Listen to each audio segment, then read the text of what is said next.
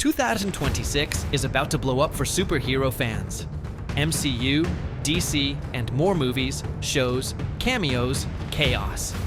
Stick around because I'm breaking down all the must-watch superhero releases this year. Marvel opens 2026 by saying, let's get weird. First up, Vision Quest. White Vision is back. No emotions, all memories. Maximum identity crisis. This isn't about punching villains. It's about asking, who am I if my past isn't really mine? Which is deep and also very Marvel-coded therapy. Ultron returns because trauma loves company. This show is slow, thoughtful, and absolutely not for casual viewers. But for fans who liked WandaVision's brainy side, this could quietly slap. Now switch universes. Spider Noir. Black and white vibes. Rain. Jess. And a Spider-Man who looks permanently tired. This is gritty detective energy. No jokes every 5 seconds. No multiverse chaos. Just mystery, fists, and vibes. Together, these two shows tell us one thing clearly. Marvel in 2026 is experimenting. Hard. Marvel starts 2026 by roasting itself. Bold move. Wonder Man drops on January 27th, officially the first MCU release of the year, even though it was finished last year. That alone tells you Marvel waited for the right moment.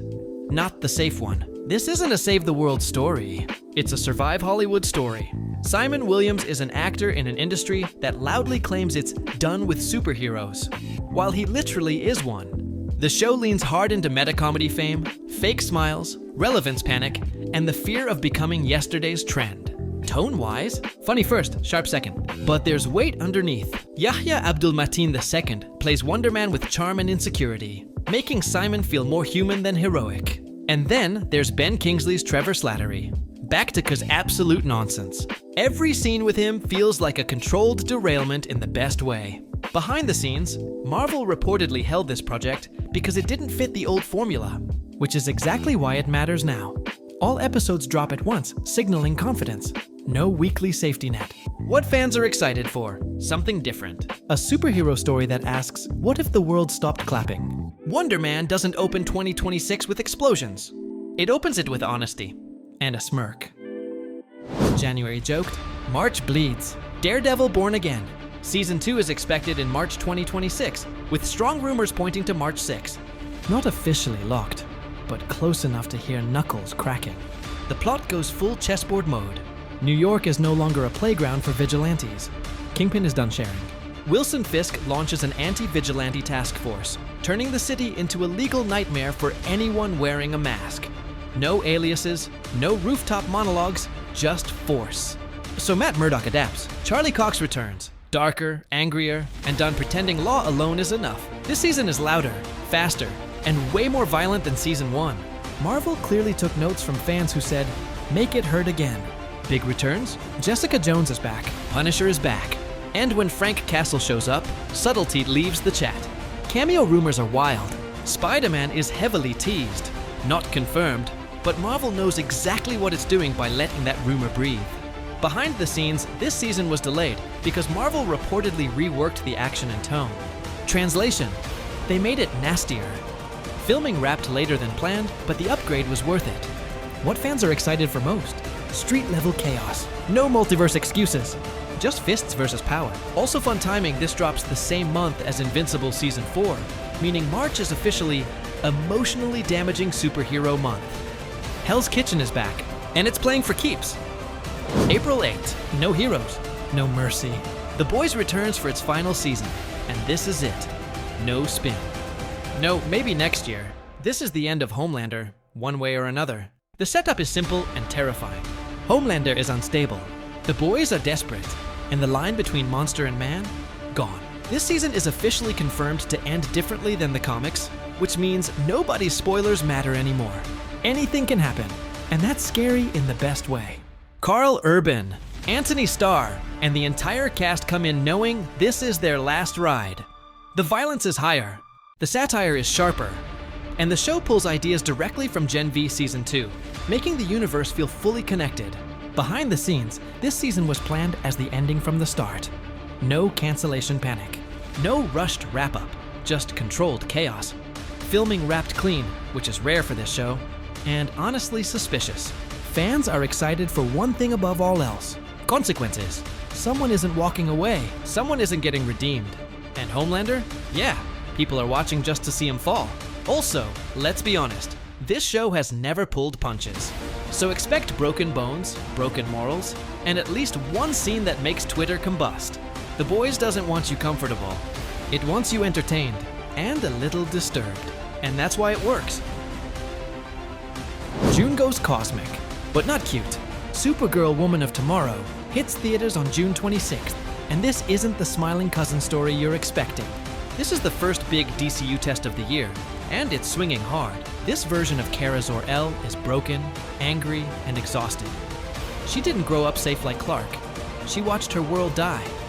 And yeah, it shows. Millie Alcock steps into the cape, and early buzz says she's bringing raw emotion over polished heroics. This movie is about character first, lasers second. Then there's Jason Momoa as Lobo.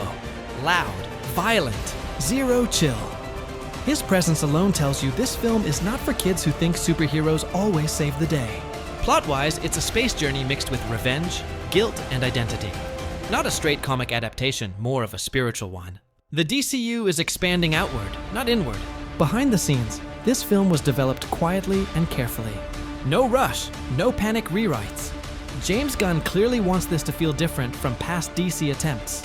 Fans are excited because this could finally answer the question: can DC do emotion without chaos? If it works, Supergirl becomes a cornerstone. If it fails, well, Twitter will be loud. But one thing's clear: this isn't Superman's shadow. This is Kara's war. July 31st, everyone forgot Peter Parker. Marvel did not. Spider-Man Brand New Day might be the most anticipated movie of the year. And for good reason. This is Peter at his loneliest.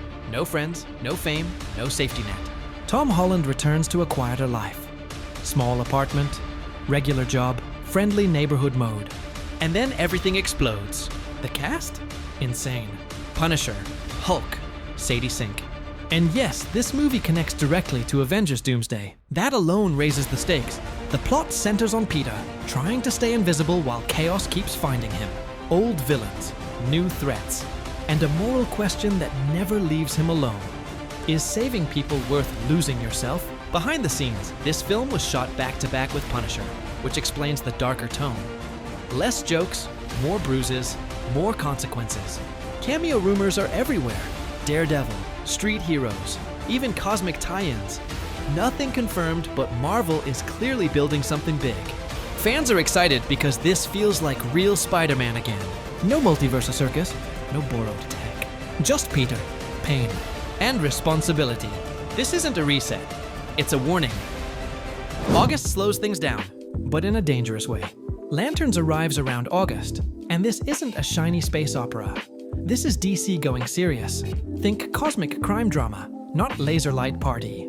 The story follows Hal Jordan and Jon Stewart, two Green Lanterns investigating something deeply wrong in the universe. And by wrong, we mean the kind of mystery that slowly unravels reality instead of blowing it up on day one. This show is described as grounded, almost detective style. Space cops, big secrets, bigger consequences. The kind of storytelling where silence is just as important as explosions. Casting has been locked for a while, and production moved carefully. No rushing, no panic rewrites.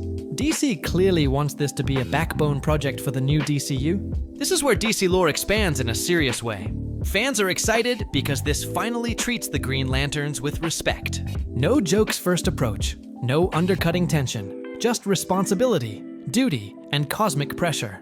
If this works, Lanterns becomes DC's secret weapon. If it fails, the universe collapses quietly. Either way, the light is on, and someone's about to abuse it. September hits, and Gotham gets weird. Enter Clayface, a DCU body horror flick that's as creepy as it sounds. Tom Rhys-Harris stars as Matt Hagen, an actor with a disfigured face who turns to a fringe scientist for help. Spoiler, it doesn't go well. He ends up as the shape-shifting, clay-bodied villain we know and fear. Directed by James Watkins, think Black Mirror vibes. Written by horror genius Mike Flanagan, this isn't your average superhero movie. It's dark, twisted, and yes, a little gross. Practical effects over CGI.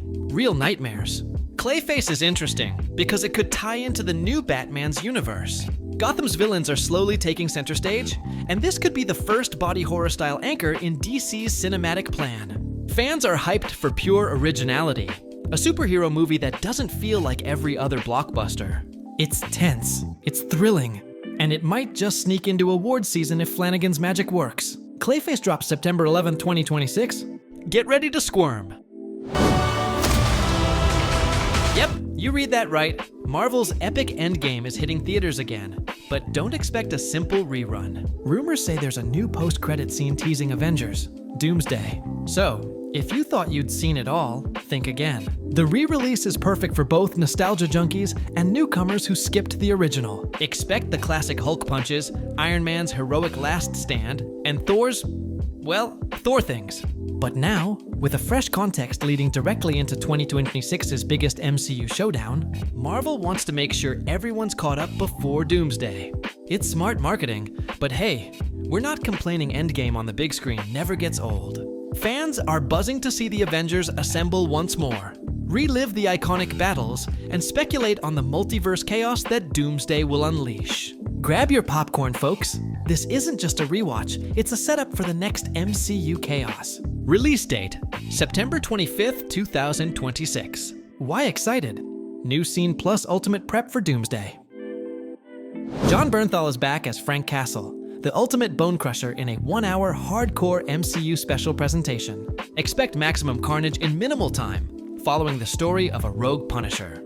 This raw, intense special features co-written scripts from Bernthal and Rinaldo Marcus Green, bringing authentic Castle vibes to the table.